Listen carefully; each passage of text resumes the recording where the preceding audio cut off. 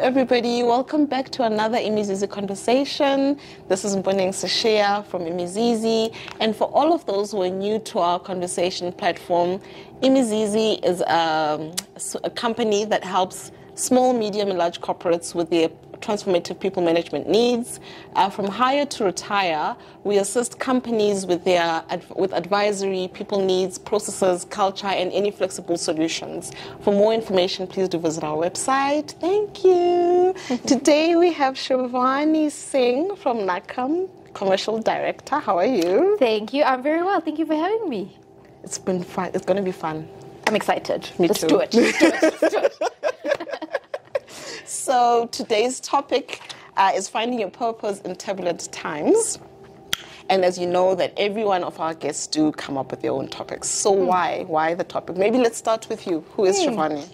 So professionally, I am Commercial Director at NACAM. So we're an industry association for auto component manufacturers, sort of ensuring they have a better operating environment to grow, expand, deepen localization, transformation. Personally, economist by training. Banking was not for me, as we learned. Maybe I never found my purpose there. But I've really enjoyed working in the economic development space. It's something I'm very passionate about. You know me, I spend a lot of time in that space, women empowerment. So for me, finding our purpose has become increasingly important, I think, in sort of a post-COVID environment.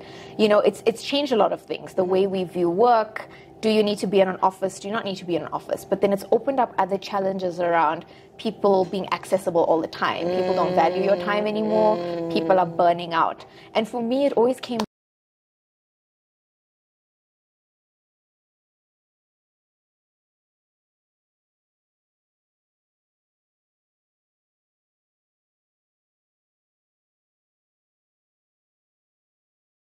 down to, if you don't understand your core purpose, you're just like a hamster in a wheel. I don't think you get any further. I think you move faster. I agree. And I mean, in that instance exactly, do you think that most people...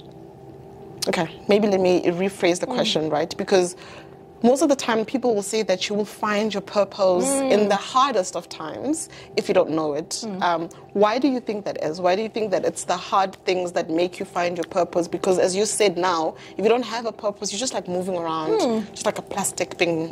Blowing around. Blown around everywhere. Yeah, listen, I think it's a combination of things, right? I mean, I speak to my parents, you know, you would work in the same company for 45 years. They view it as being loyal and committed and whatever.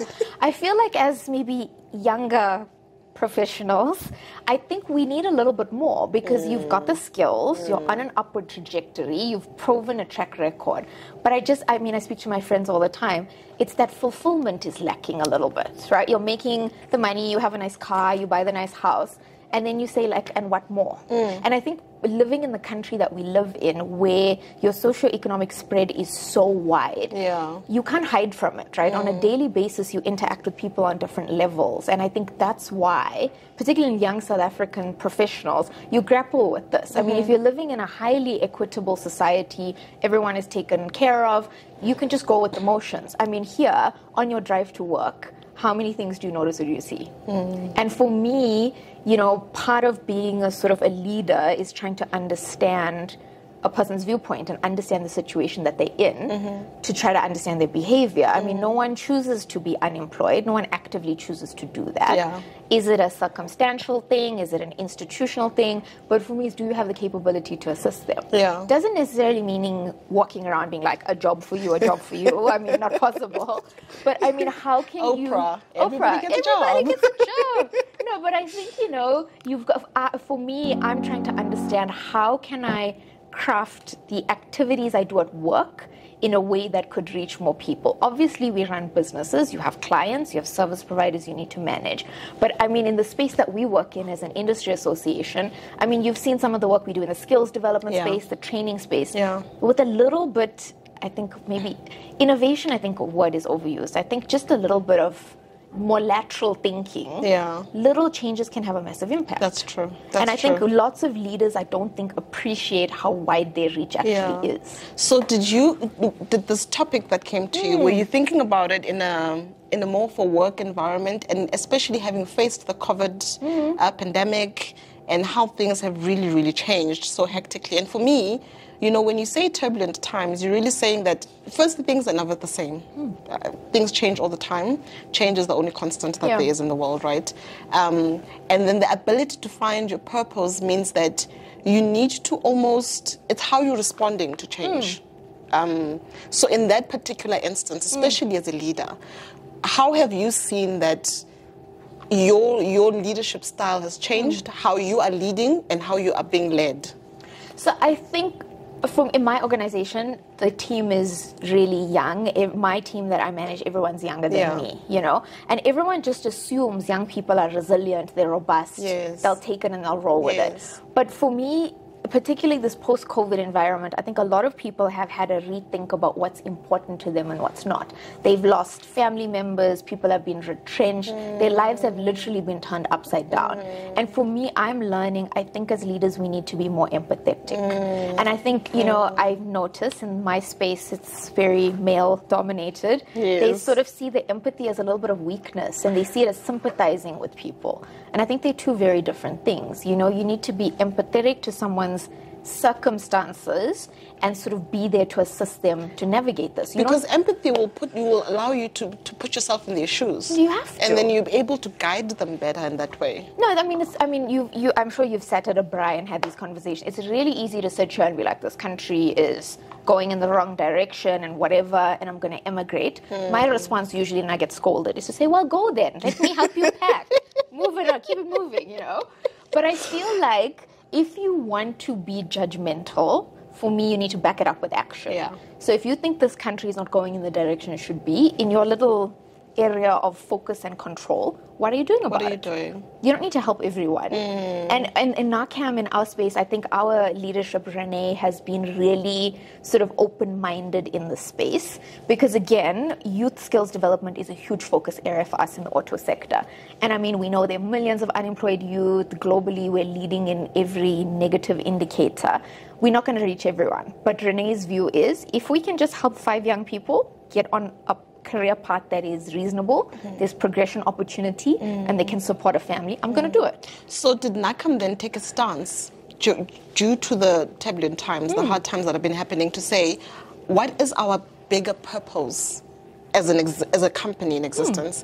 Is this how Yaki Future came about? Exactly. So, I mean, obviously we make car parts and we try to sell them to OEMs, or we try to export them, right? Yeah. But in trying to understand how can we optimize this, how can we do better, increase the margins, reduce the weight, we realize the cross-cutting challenge we have is a really poor or a really thin skills base, right? And it's really easy to say, but the TVET colleges are not doing what they need to. The TVETs are like, but the high schools are not. And the high schools are like, but it's a primary school. And I mean, we joke in the office, are you going to take it back to be like, when the woman was pregnant with the baby, she didn't do enough. Like, it's ridiculous, right? So my view is I'm tired of passing... I mean, when does it stop, right? Where does it stop? Where does it stop, right? Yeah. So we are autos guys, action-oriented. So we were like, listen, put a line in the sand. So we're saying, my company say TVETs are the problem. Let us go and understand what it is. And I think this is where the empathy thing came in. I mean, lecturers are being worked to the bone. They are compensated so poorly. One lecturer said to me, do you know, if I worked in my local spa as a shelf packer, I get a better performance bonus and incentives. No. And I'm like, this is an educated person tasked with educating other young people? Like, it's ridiculous, right? No. So the lecturers themselves, they've never been inside industry. They've never been in a factory. They've never touched the equipment. So it's like me watching golf videos on YouTube and being like, I can teach you how to play golf. Like, it's bizarre, right? Or even like a doctor. Teaching another doctor saying, you can just watch me. No, so to me, again... Actually, watch me would be even better. Better, but I've never done it myself, right? So, I mean, to me, it's ridiculous. So going into the TVET, we realized with just a little bit of support and a little bit of guidance, even though it's only 2 TVETs that we work with in auto hubs, let's get lecturers on board and say, we see you, we hear you, you have an important role to play. How can we capacitate you? I can't resolve your salary issue now, but maybe we develop the skills, we change your way of teaching, your students perform a little bit better, it's easier to motivate. Because I think a lot of the time South Africans are in this frame of mind of, let's get the support first, then we'll show you what we can do. And in the real world, it doesn't work like that. I know. You know, as you're speaking, I'm thinking of an article I read, I think it was written by Deloitte, and they were talking about how companies shouldn't run away from crisis. Basically, that crisis can actually be a good thing if you take the time to look at it. And I mean, it speaks to what you've just said now, that yes, as a country in South Africa, we do have a lot of issues.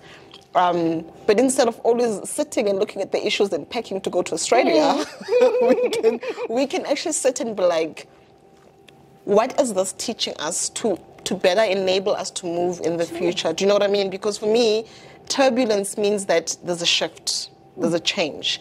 What am I doing then to accommodate myself for that change? So in your personal life, Shivani, how have you found your purpose, basically, during the turbulent times, tough times that we've been going through? Did you have to? Did you have to find like a distinct thing to be like, oh, this is why I exist? I mean, good question, right? So me, I mean, something you don't know about me, I am not a particularly religious person in the slightest, right? Very conservative upbringing. You had to do these things because bad things will happen. And I'm like, not my vibe, but we move. So for me, I mean, I was not particularly religious, but I think in sort of the last couple of years with everything that's happened, sort of economy, political-wise, our personal lives, people's families, for me, I felt like I wasn't really getting any comfort from anything to say it's going to get better or there is a better way out. So because not religious, I'm like, let me go kick it old school. I'm an economist by training, data-driven. Let's go old school. So I'm like, I eventually landed on sort of these Roman emperors, sort of the thought leaders of Stoicism, right? So I don't know if you watched the movie Gladiator, Russell Crowe. So it's the guy that Joaquin Phoenix kills in the movie. That is Marcus Aurelius. He's like the thought founder of Stoicism, right? And I got his book Meditations, which is the funny thing is all it is just his random thoughts of him sitting on it, writing rambling random thoughts and observations. Oh, okay. So it's not like a guidebook or a manual. It's none of those things. Like just random thoughts. This is called Meditations, right? Oh. But in it, he is so highly observant and he tries so hard to not be moved by other people's, we would call it like a negative vibe. I mean, obviously back then that's not what he called it. But he's saying you can only control your response and your reaction. No one has any obligation to explain their behavior to you. They don't have any obligation to include you in their decision making. You are only here for yourself. And it seems a little bit selfish, which is what a lot of people think about. But I mean, Mponeng, how much time do you sit as a female leader, a woman of color, you come out of a meeting and you're like, oh, was I too loud? Was I not loud enough? Was I too quiet? Did I talk too much? Did I get to the point? Did I look okay? And this is what you're using your brain space to like think about. Instead of actually just being there and doing what I need to do. And for me, he's got this amazing line in there. He goes to like a dinner party or something and he's so nervous because they're like really senior people. And someone turns to him and says, when they go home, no one is thinking about you, actually. They've got their own things to deal with. And I mean, it sounds so simple, but like nobody is thinking about you. No one is thinking actually. About you. No. And it's not a bad thing, though. Because why do you carry this burden of what do people think? And because you try to conform to what you think they want of you, right? Because the fear comes from the fact that what will Shivani say? If I am in a meeting and I say something weird, or if I'm in a meeting, and I think I agree with you, especially as a black. I like how you always say, my people of color. We have people of color, my people. We've got color, guys. We're colorful. So I remember just thinking that even going to a meeting, you literally have to think about how you're dressed first. Because you don't want to dress too short because then they're like, oh, you're trying to be a certain way. You don't want to be too pink because, someone said, Guti, that pink is too loud. And I was just like, oh, really? I'm so sorry for you because it's such a beautiful color on me. so good thing you never have to wear pink. You know what I mean? And I think, though, because you're so focused on other people, the time it takes for you to actually look at yourself and say, what is it that I want? What is my purpose in life? Exactly. Maybe I know it's Women's Month. So maybe it's a little bit negative for Women's Month. But I sometimes wonder, all this pressure women unnecessarily put on themselves. Men are not having these discussions driving to the meeting to be like, is my lipstick too bright? Does my hair look okay? Is this pink too pink? Too pink? Is my heel too high? No man is thinking about it, right? On his drive, he's thinking, what is the outcome I want to achieve? How am I going to sell my argument? If it goes awry, what do I do? And I feel like it's a kind of advantage that they have over us because their headspace is focused on outcomes. Right? And let's be honest, no one is going to realize if you're wearing a salmon pink or a blush pink. Nobody knows. And nobody cares no one also. Cares. No one's going to be at their meeting, at their family dinner being like, Mponeng wore this ridiculous skirt today. Like, nobody cares, right? But we spend so much focus on it. So for me, finding your purpose is cutting through the noise. Why are we here and why are we doing it? I'm a huge Simon Sinek fan. I know you are as well. Yeah. And it sounds so simple. What is your why? Yes. But you've got to remove a lot of things as well. People like to have an altruistic view on their why. Yeah. I am here to serve the people or whatever. Yes. I mean, it's okay. But it's cute. And it's cute. It is cute, right? Because I think for me, that is something a person will say because that's what they think they're expected to say. Exactly, right? We are, so like in our space, you're going to say we are lifting people out of poverty. And I'm like, actually, I think it's okay to be like, I want to make money and live in a nice house. But what is the means to an end here, Yes. And I think there is this way to run ethical businesses and to have both of these things, And I feel like and I think sometimes, you sit in these like women in business, these like breakfast things and these events and whatever. And it's, we need to help each other, empower each other. And I'm like, why though? If it doesn't serve a commercial outcome, you'll have your rah-rah on the day and then nothing will happen afterwards, right? But I think there's a way for us to bring these together. There are huge business opportunities domestically, but at the same time, there are people that need help. So if you can sort of find this middle ground of saying, I think my purpose is to help people, cool, you can do that in a commercial way. Because unfortunately, we can't sustain an economy full of philanthropists, right? That's not going to work. Somebody needs to do the work and pay taxes and fix the potholes, right? It has to happen. And I think that's what young people struggle with. They think it needs to be this either or. You either need to be a Wall Street type, or you need to be this, I build houses in African countries and put in it doesn't have to be that extreme. And so for me, in my friend group, we've realized they probably are better uses of our time. Yeah.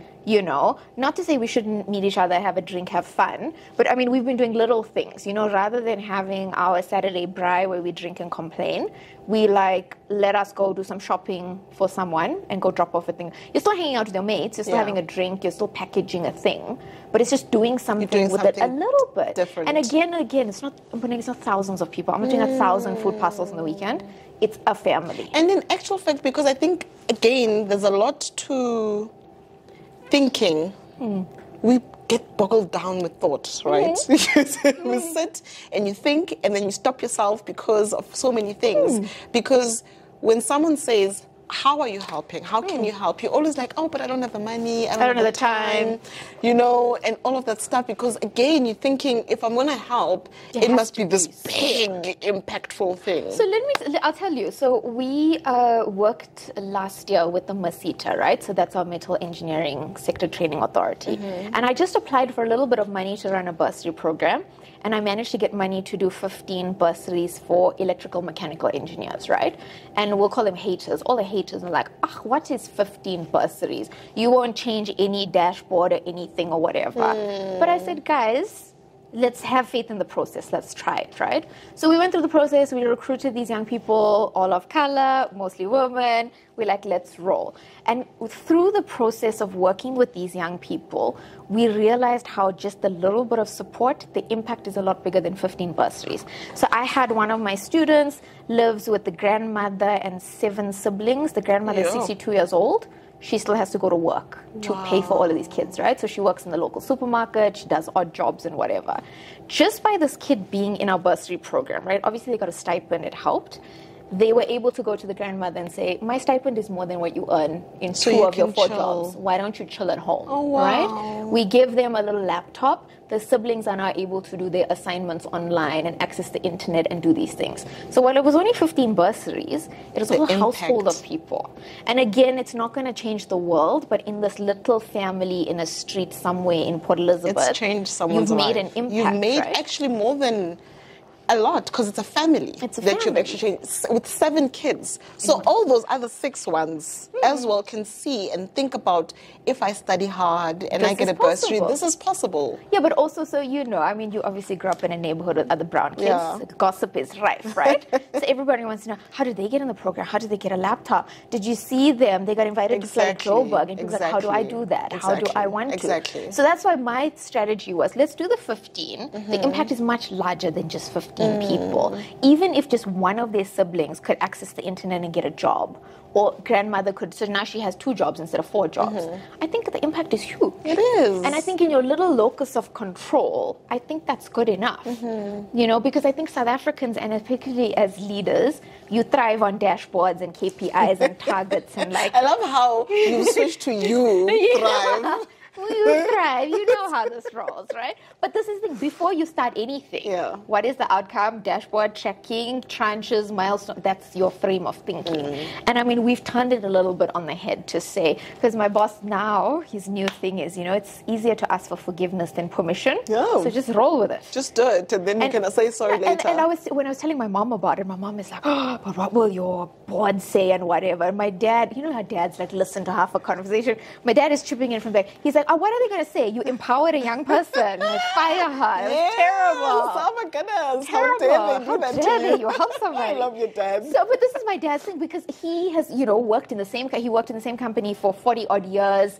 And he says to me, he had influence that he feels he never used. He could have done so much, because you're so careful about towing the line, making sure you do your work in this multinational company. He's like, I should have been more of a disruptor, actually. And so I was going to say, so it becomes very imperative and important, especially if you're going to be leader, to understand your purpose and understand what it is that you want to do and can do, because by that you then are able to empower and open up room for other people who might not be able to do it themselves. Because I know in one of my companies I worked for, even before I even thought about starting my own business and leadership and whatever, this guy looked at me. They had an opening, and it was a management stuff. So he asked me, I expected to see a CV. I'm like, you never told me you expected to see my CV, firstly.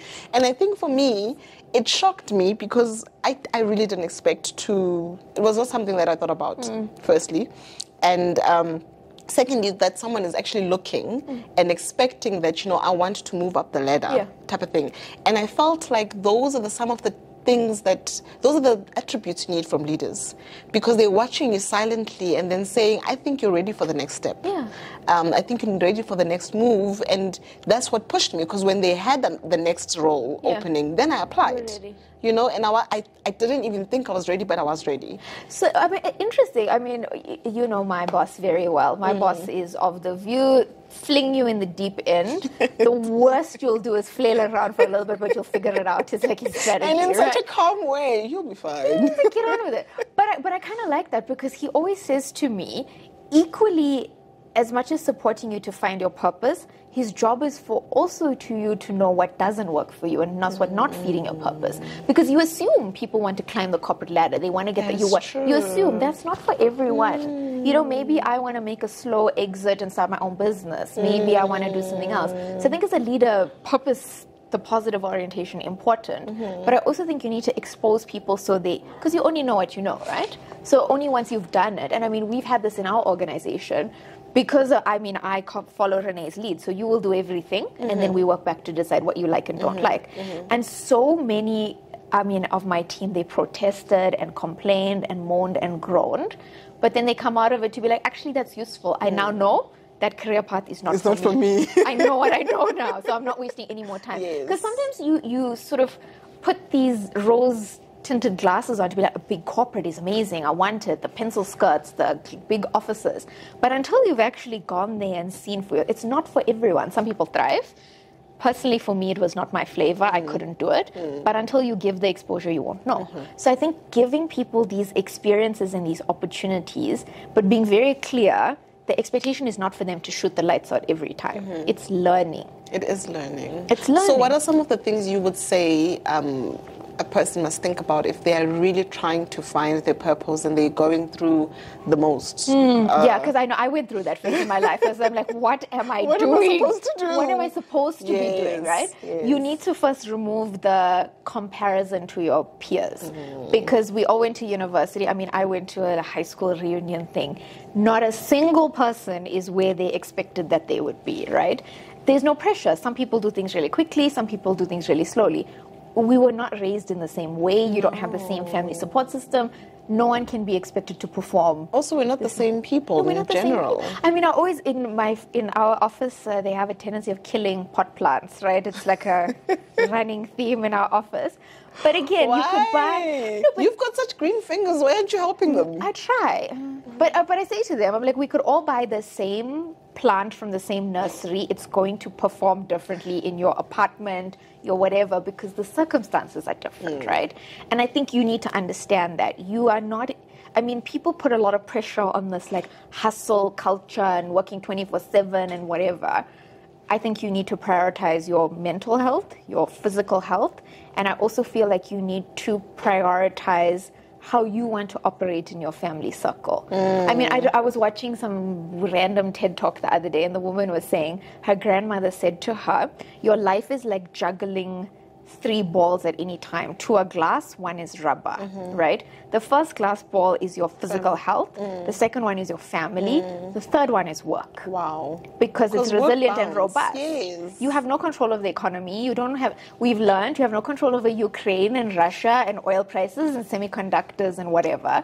That's not a glass ball. No. You'll figure it out. Yeah. But if you drop one of these other 2, you can't recover, right? So you've got to take it in, because I think this idea of, and I honestly feel social media is a bit of a challenge here, but I mean, you're expecting a young person to be wearing the coolest shoes and have the nicest handbag and the fanciest car, but at what cost though?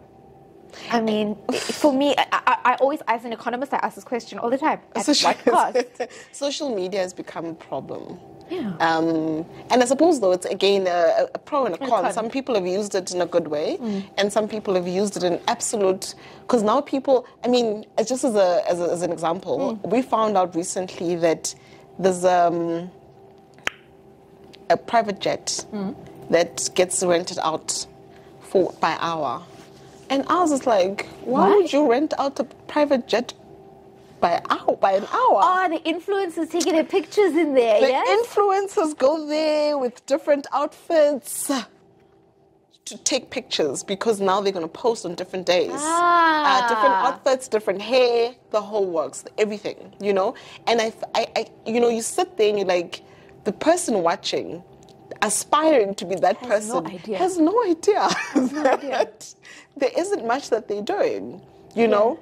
And it becomes then more important, I think, to understand your purpose. Because I think for me, understanding your purpose means you know who you are. But I also think important, and we've been talking a lot about this in our organization, vulnerability I think is equally important, right? Because with these social media influencers, you are seeing the best 10% of their life, right? It's the jet, it's the shopping spree, it's the free stuff you got or whatever. Top 10%, right? Life is not like that. It's 80-20. We know this, right? So I feel vulnerability is equally important. And I think as leaders, you think you need to be composed, winning at life, being aggressive. And my team has said this to me all the time. They're like, you don't seem to fail. So I now have this pressure to be like, must I perform? But they're not there when you are sitting at 2 o'clock in the morning having a massive freak out panic about. They're not there to see it. They don't know. Yeah. They see you sailing. You're behind the doors, closed doors. They don't know, right? Panicking and swearing and throwing. But they see you in the morning. You're happy. I have donuts. I'm laughing. That's what they see, right? So I think it's also incredibly important as a leader by showing your vulnerability, it shows that your path to purpose is not necessarily an easy one. Wow. For me, it's been my observation. Yeah. Because you know my boss, Yes. the man wins at everything. All he does is win, right? And for me, it's the pressure. And in the most coolest, calmest way. Don't stress, everything will be fine. He doesn't stress, no. But you don't know what's happening in his inner workings when he's sitting alone in his bed and nobody knows, right? And I've said to him, he initially said, it's a sign of weakness. Will they respect me if they know I'm struggling or I'm failing? But I said the risk is they might see you now as a superhuman. They can never meet up your standards, your level. They'll always be. You've got to. And then when the discussions about what does he always talk about? The English word has gone. He's grooming you to take over his role. Yeah, the succession plan. Everyone is like, no. No, but you know Exactly. me, right? Every time you've asked me, do you want his job? I'm like, no, thank you. Right? That's a lot. So for me, that's a little too vulnerable, I feel like. But I understand the thinking, though.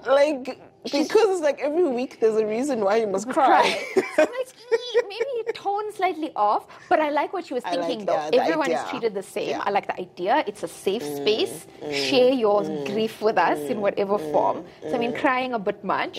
So we've sort of been like, no, is there something that made you feel uncomfortable, something you didn't enjoy?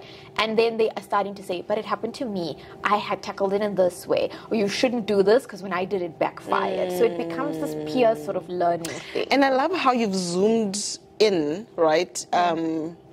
The topic, because it could be very high in the pie in the sky, and we're talking about life purpose and all these lovely things. And because now you're bringing it in a very real space where it's a project. A project could be a turbulent time for someone in their life. So if you are now struggling to understand what it is that you like and don't like, going through that project is going to be a mission. And afterwards, when you found your purpose and be like, okay, I know I do not like Excel. My purpose in life is to get an app that makes this life easier, functions and all of that stuff. That's what I said to you earlier. I think people just think this purpose needs to be this big, altruistic kind of thing. Maybe your purpose is just to be a good parent to your child. Maybe your purpose is to be a pillar of support to your best friend. There's nothing wrong with that. And I also think that's why this hustle culture and all of this stuff, I don't think it supports that outcome. Because we're trying to be someone else. No, but you're trying to be everything to everyone. You're a mom. I'm not. I don't think my purpose in life is to be one. So move on. Next thing. I know what I know now. But don't you need to have a child to know that is not what you like? I've done enough babysitting in my times to know I don't think that's my purpose in life. My purpose is to be the fun aunt and cause the chaos, right? That's my purpose. The rich aunt. The rich aunt be like, make nonsense. Come in and do stuff like that. And it's funny because my sister had a baby. I have kids, but I treat her child like I'm a grandmother. So she'll be jumping on the bed and I'll be like, oh, just a little bit. Just make sure your mom doesn't see you. No, but exactly, right? And I thrive. But it's funny. So obviously in my family they think it's like a joke of the century, right? But what I've noticed as the kids have got older is, people of color, families are very strict, very conservative. These kids are so much more open with you. They'll come to you when they have a problem, which I kind of enjoy that because you have now some access and insight they would never tell their parents. And you have a role as like an elder adult in the family to sort of guide them. In a nice way, though. In a nice way. Because then they understand better life, right? Because we were so scared, and you're so right. As a child looking at your parent, you're just like, I don't want, I'm not going to ask you. I know, so my nephew, our family, most people went to university, high achiever, people pleaser, you move, And this kid was so scared to say to his parents, I don't think that's for me. I actually want to be a paramedic. That's what I want to do in my life. I think it's where I can help people, I can learn a skill, I can be fit and active, I'll be outdoors. And he's like, I know I'm not an office-bound person. I can do it. I want to enjoy it. He was so scared to speak to his parents about it. Because in his mind, the expectation is you'll go to varsity, get an honors degree, internship, graduate thing. And he's like, I know I don't want that. So in my mind, you also provide this role of being a little bit of a buffer to help these kids ease into the conversation, because he would never speak to his parents about it. And I feel like, how much time would he have wasted? You would have gone to university, done the 3-year degree, done the internship, been miserable, and then you find your purpose at 45 afterwards. Or something. I'm like, why are we wasting time? And then you're so right, because it is a waste of time with reliving our family and society and everyone's lives. Like, my daughter, for instance, is known for a very young age that she wants to be a chef. She even says to me the other day, I don't understand why I'm doing history at school. Yeah. It's not going to help me cook better. There we go. And it speaks to, again, knowing what I know, knowing what I want, and my purpose in life and what it is. She's very clear that, you know, I'm the, she calls herself the sibling leader. Yeah, okay. Because she puts them in line. She's the oldest, that's what she does. This is my point in life, that if we've gone somewhere, I keep everyone in order in line. And it speaks very much to being able to speak to children, and maybe actually even showing a bit of vulnerability, like you've said, as an adult, because then they see you're not this perfect being sitting there, and they feel like, I can't say anything to this person. I can't live up to that, yeah. Now I must also be a business owner, and I must also be this and that. But so when I was speaking to my nephew, he says to me, you guys all went to university, you graduated, you got the jobs you wanted. And I'm like, no, we didn't. We all changed our majors, we changed our degrees. None of us are in the job you studied for. My running joke with him is, everyone is a project manager. That's all you need to know. In life, that's the skill you need, right? But he's like, he didn't know that. He thought you knew this is your career. And he's like, I didn't know you chopped and changed and moved and whatever. Because you don't share that information, because people view it as a failure. I started, I'm going to be a chartered accountant. From where I was to how I end up in economics and development finance, it's a big shift, It's right? a big shift. My parents are like, oh, you failed. You could have been a CA. And now I say to my parents, for who? But now I say to my parents, look at my friends that are CAs. How miserable are all of them? My mom actually forced me to be a CA, and I kept telling her, I don't like accounting. I don't like it. I don't like it. So I went to varsity, did accounting, and then I didn't do that well, obviously. And then I was like, can I do what I want now? Can we swap? Can we? Because I don't want to do this. You know what I mean? And there's a lot to it's starting to feel like there's a lot of guidance more than telling what needs to happen. And again, so I'll bring back Yaki Future. I absolutely loved how the way you're rethinking how you're bringing in the youth into the automotive space. You know, the gamification thing is absolutely brilliant, because you've tapped into how the youth is and how they think and what they do. And from that, then I can sit and say, oh, actually, I didn't even know this is something I could potentially even like. Right? You know, now you're giving them options. So, I mean, you know the Yaki Future story, but I mean, when we started, everyone was like the old school thing. Let's write a guidebook on careers in the automotive sector. And I'm like, unless you pay a kid to read it, no one is going to read that thing, right? I wouldn't read it. So we're like, how do you get the message across in a more engaging way? What are teenagers on 24/7? It's their phones and it's social media. And now everyone learns everything off YouTube. No one reads a recipe. You'll go on YouTube and learn how to bake a cake.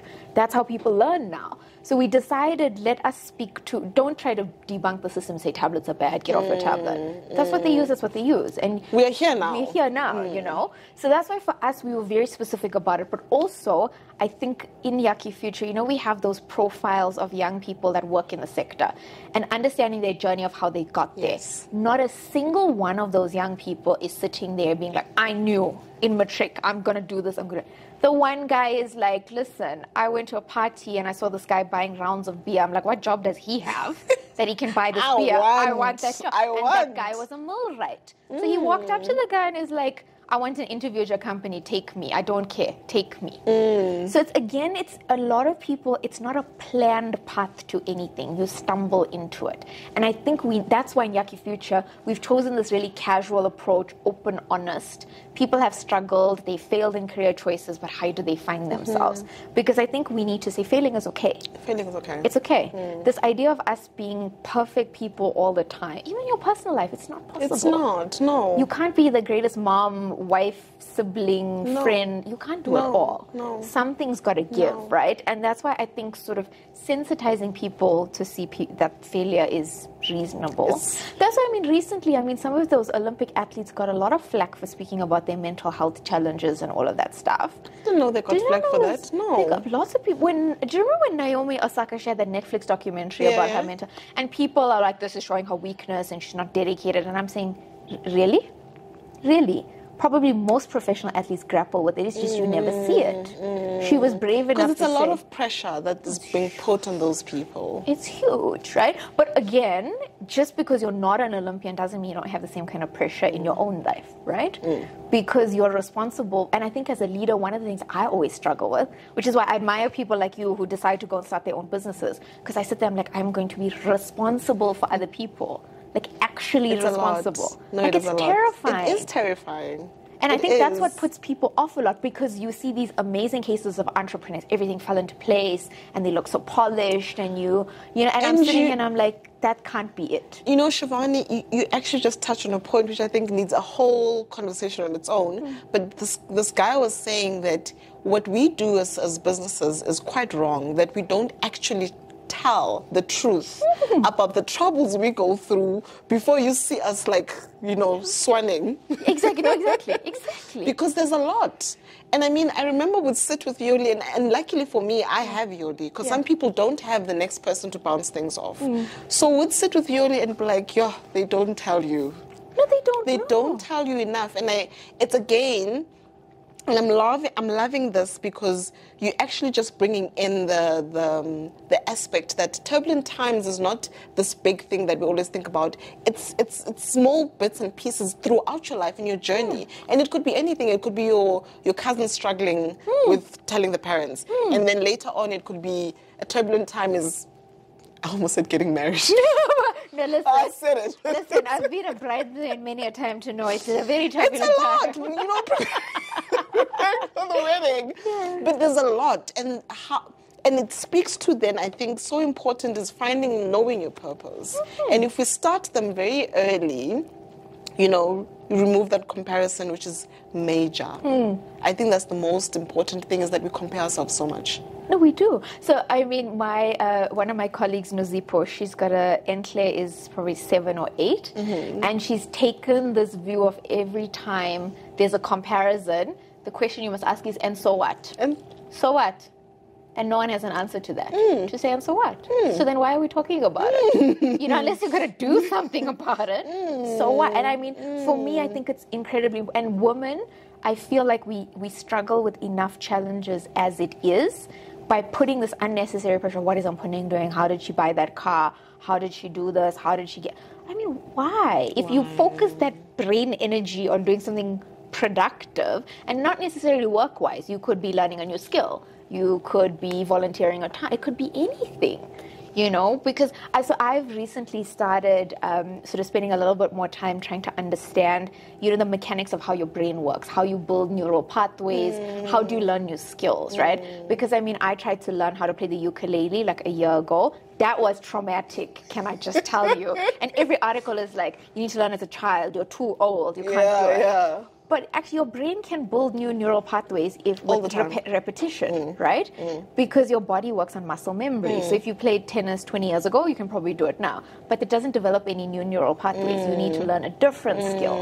And I think, again, people are scared to do it because how many times have you done this? I'm going to play golf. Let me buy the fanciest golf clubs, the coolest kit, and you do one lesson, and then we never hear about it ever again. No, thanks. That was not for me. I didn't quite like it. And I think people want this thing of all in, all out. I don't think we need to be that extreme. Go with your buddy who plays golf. Try it one Saturday and just decide. And I think a lot of people, particularly women, you kind of want to preempt the outcome. Only when you know it's going to be a success will you decide to do it. I watched a TED Talk actually about that, and they were talking about how the difference between males and females when they're applying for a job. Males will look at the requirements. They'll tick the first 5 things, and they're like, yeah, I'm good. Females want to tick the whole 10 thing. If I have one less thing on there, I'm like, no, I'm not going to apply. It's not something that I can do. Because now I'll feel like I'm lying. One thing out of the whole requirements.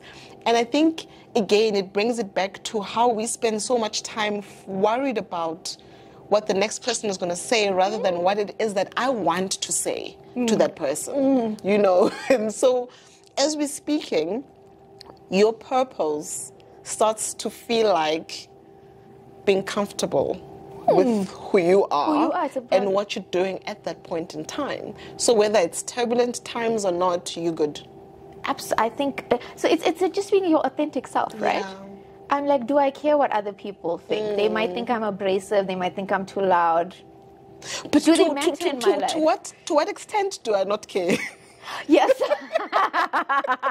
So in the office, they were laughing at me. Like, are you going to roll in with like a face tattoo and be like, I mean, again, it doesn't have to be extreme. It doesn't have to be that extreme, right? Yeah. You don't have to change your entire personality overnight, right? But I think they're little things. I think you need to change the way you speak. You need to stop being so self-judgmental. Correct yourself. I was saying this to Beth in the office the other day. Women have this irritating habit of you sitting in these Teams meetings, you give your whole thing, and then you say, I'll do this if that's okay. Who are you seeking this permission from, if that's okay? If you've instructed someone to do something, they must do. Don't say, is that okay, if that's okay. Yeah. Why do we do this? Why are you assuming you need the permission? You are leading the meeting. You've allocated someone a task. Sure. Mponeng, you will do the minutes by next week. Not if that's okay. If that's okay. Why do because we say we want this? to be nice. But why do we? Why? Why do we care? Men, I don't believe, sit and think about this. No. They're like, be decisive. And I think but again, we were also talking about in the office, Women's Month, it's all about we must be sisterly bonding and be nice or whatever. Because if you're not, it's like you're being a bitch or you're being difficult or whatever the case may be. Yeah. But I'm like, in the grand scheme of things, who's going to get ahead here? You don't have to be nice. You don't have to be nurturing. In the office, we're not the same. We're not the same, right? No man is being told you need to be hard. You just are how you are. Some men are really hard in military. Some are a little bit more but no one questions it. As women, why do we think you need to be this? What is this thing they call it? These like boss bitch vibes. Yes. Why do you need to be like that? It doesn't have to be the extreme. And at the other side, you don't need to be the office caretaker and the office mom. That's not your responsibility either. But again, it's extremes. You can be a bit of both, right? You can bake the cupcakes, but at the same time, you can tell someone off for being a delinquent. You can do both of those things. Yes. And I think we need to normalize that because we should, right? And I think there's a lot again to understanding yourself and understanding your intention. So at that time when I am saying, write the minutes, do this, I'm not being bitchy. We're in a meeting. We don't have a lot of time. And it's your job. And I'm allocating tasks to people who are responsible for them. I'm not saying, so for you to come back... Can you go pick up my laundry from the dry cleaner if that's okay? If that's not your job, then I must ask if that's okay. But if it's your job, you do it. But you have to be okay with who you are as a person to be able to do anything in life, including... I think decision-making is the most important one. I mean, you've seen all these. I mean, you also like me. I love a TED Talk and I love these things. But you look at sort of these business leaders that are celebrated and people, Steve Jobs and Virgil Abloh and all of these people, they are like a little bit weird and strange people. You know what I mean? If you like Elon Musk even. I mean, he's not the nicest. He's not the friendliest. He's very abrasive. And you look at these... You're right. Now that you mention it. Because I was just like, when I watched the Steve Jobs documentary, like, he's strange, right? He was strange. So we've been watching that thing about this Elizabeth Holmes, that Theranos, that woman that committed that fraud with the blood testing. Fascinating. But when she was at her peak, she was like really weird. She also wore a polo neck. She made her voice really deep. She didn't blink. Like, she was a strange human. But you tolerate that because she's achieved. And for me, we need to flip it to say, you don't need to be a certain way to achieve and then become your authentic self. It needs to happen before that. And you're so right. I was speaking, like there's so many nuggets. I'm just thinking, my gosh, we do that, right? Because if I am not my authentic self, I want to fit into what I think you will like. I remember saying this to a friend of mine that there comes the problem then, because even if you would have liked me, because now I came across as a person I'm not, you judged me based on what I brought to you. So now if you're going to say, no, but me and you're not vibing, I can't be mad at you. hate you, but it is. Honestly, I mean, I can't be mad at you whether I am being authentic or not. Yeah. But especially if I'm not being authentic. So this is the thing. The thing is, you're not your authentic self because you're trying to conform to what you think people expect of you, right? You then make your win, you become the CEO, you do what you do. Then you start letting your authentic self out. And people are saying, but Mponeng changed a lot. Hey? Yes. This is not the Mponeng I know. Exactly. That's how people say that money changes you. Money changes and you're just like, no, actually, I was always this person. I was just always scared to be this person before. You know? And I think they, again, women get this more than men. If a man hits the big leagues and suddenly buys a sports car, expected, right? You hit the big leagues and you start doing different things. Like, but she's changed. She's changed. The leadership has gone to her head. I'm like, you were always like that, though. But people never knew this because they didn't know. Your authentic self. I hid myself from them. So I'm part of Toastmasters, doing a Toastmasters thing. So you have to do topics, right? So one of the ones I did, and this was mostly because I hadn't prepared properly enough.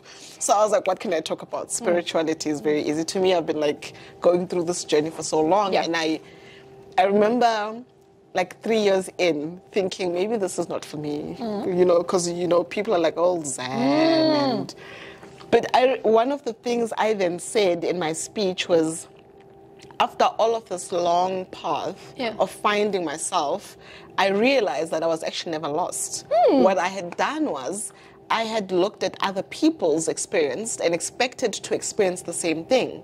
And when I didn't, I was just like, this is not working, it's bull. But I really projected. I looked at Shivani and I was like, what is she expecting from me? And therefore I modeled myself in that way. So I was lost to myself because I kept looking at what you want me to be. And I feel like listen, I'm a firm believer that your brain only has capacity to make a certain number of decisions in your lifetime, right? It's my personal view here. And this is why Steve Jobs only wore his polar neck and he's like, I want to remove decision fatigue. That is an invaluable decision I need to make on a daily basis. I am a firm believer in that, right? Because when you start thinking about your headspace as being finite, you start to make very different decisions now. Am I going to sit there or stand in the Woolworths and be like, okay, is it going to be steak? Is it going to be chicken? But what if? But what does it matter? Is that where I'm choosing to use my energy and focus for the day, right? And I feel like on this road to authenticity, you're wasting this bandwidth. Bandwidth's probably a better word. You're wasting this bandwidth trying to think about what other people want, how should I be, when you could have been using that bandwidth for something that actually fulfilled personal objective, professional objective. You could have been doing it instead. And I think economist, everything is the opportunity cost. What is the opportunity cost of not being your authentic self? You've wasted 20 years of your life. You suddenly, then people are like, you're having a midlife crisis. Oh my gosh, Shivani, the opportunity cost of not being your authentic self. Is what, right? Because when do people find themselves? You find your mid-40s, and then they're like, That's when they say life begins at 40, because at 40 you probably just don't care anymore. No, I don't care. What you don't think what people think. Right? No. But then otherwise they're like, no, but you're having a midlife crisis, eh? You are, but I don't care. No, I don't care anymore. But I'm like, if you were like that from your 20s or your mid-20s, I think you could have helped so many other people on their own paths. You have saved people this wasted time themselves. They think it's like with us in the space we work, they think it's a traditional trajectory. Work in a big corporate, work your way to the top, you know the skills, step out, start your own thing, you have a network. Doesn't have to be that way. Why must I sort of carry this baggage for 20 years only to be like, I'll take a chance then? Taking a chance at 40 or taking a chance at 25 is the same thing. It's the same thing. And I think if you've got your tribe, as I like to call it, my tribe, you have your tribe. Whether you fail at 25 or 40, someone's going to be there to help you. Catch you. Doesn't matter. Why are you waiting until 40? And it's actually not failure. The more and I suppose it's age, but the more I grow, the more I realize that there isn't such a thing as failure. Because failure really is, again, measuring yourself based on what the other person is going to say. But if I start a business and it doesn't pick up, I haven't failed because I've learned something. You've learned. So listen, this is going to reveal too much about myself, but in my cooking time, I am a huge Real Housewives fan, like any Real Housewives, right? I love it. They're so dramatic. But I love it. I'm like, I wish to have that energy. But I was watching Real Housewives of Dubai the other day, and one of the women, I mean, after she no, it's fancy, right? But she said exactly what you're saying. So she divorced her husband and needed to sort of sort her life out.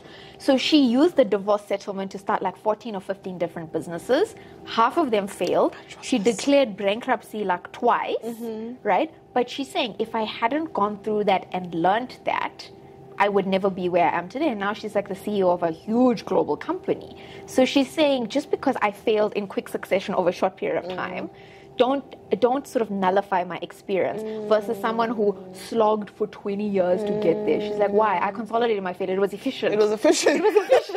I got to an outcome. I failed. I learned. I started. Moved. Because she's also saying, why must you suffer unnecessarily? You know, the business is not working. We learned what we learned. Close it and move. And she's like, don't be embarrassed by it. Because she's like, people are sitting and gossiping to be like, oh, did you see what happened? Because people are watching you. Yeah. And they're watching you, waiting for you to fail, she right? says to the one woman, she's like, instead of gossiping about me, you have so many resources. Why didn't you help me? Like, you could have done that rather than gossiping about me. Because actually, if you're being authentic to yourself, you would find it easier to help the next person than gossip. I think so. Because the only time you have the bandwidth to gossip, it means that you don't have anything important about your life to do.